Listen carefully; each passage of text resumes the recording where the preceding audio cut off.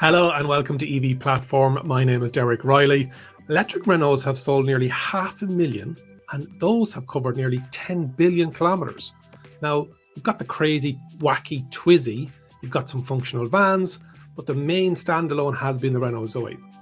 Now Renault have staked their colours to the mast. Their new Megane is not going to have any combustion engines. It's going all electric. Stay tuned, Blake's got all the details for us.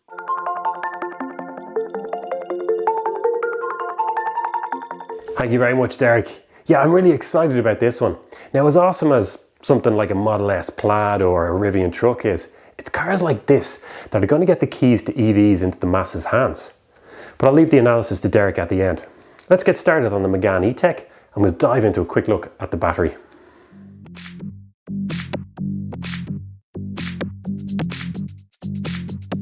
We have two options due on the Megane E-TECH. So we've got the 40 kilowatt hour version and then we've got the longer range 60 kilowatt hour version.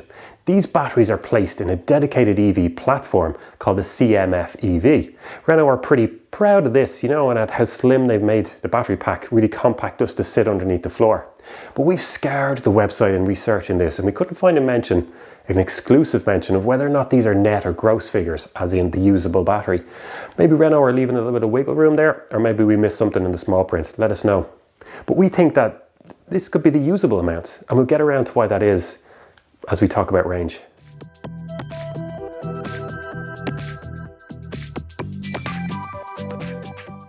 So that's all well and good, we've got the figures now, but how far is it going to get me on a charge? Let's start with the WLTP figures, which come in at 186 miles for the 40 kilowatt hour version, and then a very respectable 294 miles for the larger 60 kilowatt hour version. But that's WLTP, and those figures tend to only ring true in relatively optimistic circumstances. So you head down the motorway at 75 miles per hour in winter, it's raining, temperatures hovering around freezing, and you're going to see that 300 mile figure drop down to probably below 200. But having said that, pottering around town, a little bit of extra urban driving in summer in ideal conditions, and we reckon this car is going to challenge 350 miles on a charge. So good, so far. Let's take a break from the kind of nerdy EV stuff now and we'll jump inside and have a look.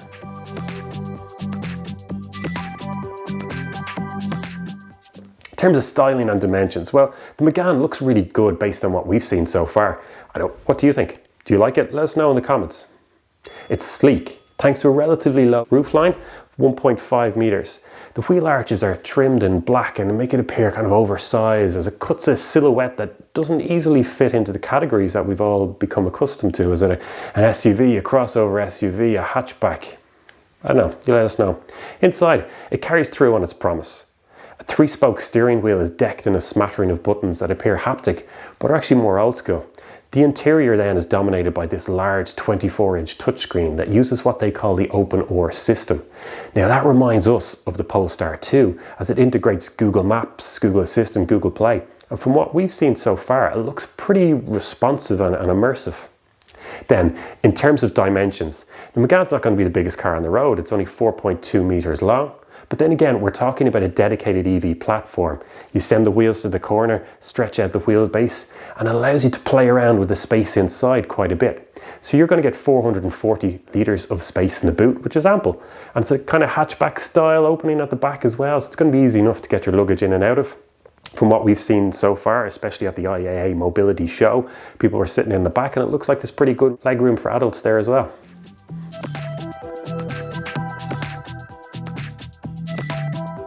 So charging on the Megane is quite impressive overall. I mean, let's not forget that the trusty Zoe set the standard for AC charging way back, and it still does really. Renault has to cater for its core markets, and there are a lot of 22 AC posts in France, and throughout Europe in fact. Now thankfully the Megane is picking up the baton, and it's running with 22 AC also.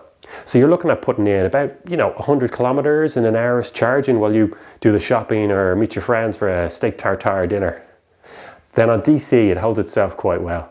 Now we're not talking Lucid, Taycan or Ioniq 5 specs here, but we're not even close to some of those prices either.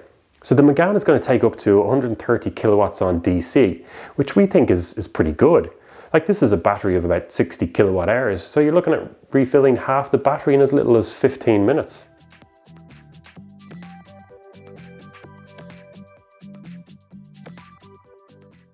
Right, so let's forget about those practical stuff and range and talk about what happens when you mash your foot into the floor. So the Megane, it'll take you from standing to 62 miles per hour or 100 kilometers per hour in 7.4 seconds. This is thanks to its front wheel drive motor, and that's putting out 220 horsepower and 300 newton meters of torque. Now, these certainly aren't Model Y numbers, but they're still pretty good. I mean, you know, you're not going to be left behind when you pull up at the traffic lights beside a 1.6 litre diesel Qashqai and the lights go green. But that's enough for me, folks. I'm excited about this car, as you can tell. I could stand here all day talking about it, but I'm not going to do that. So let's get back to Derek.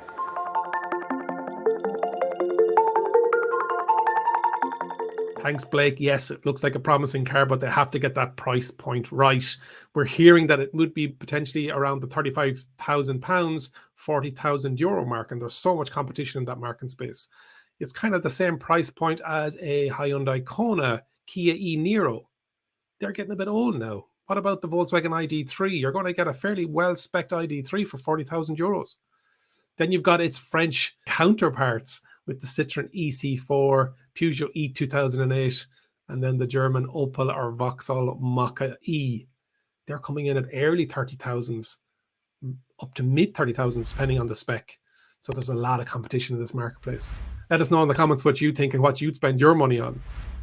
I like the styling. I think it's got that hatchback look, but it's SUV proportions. It's slightly raised up. It's got a bit more space inside in it.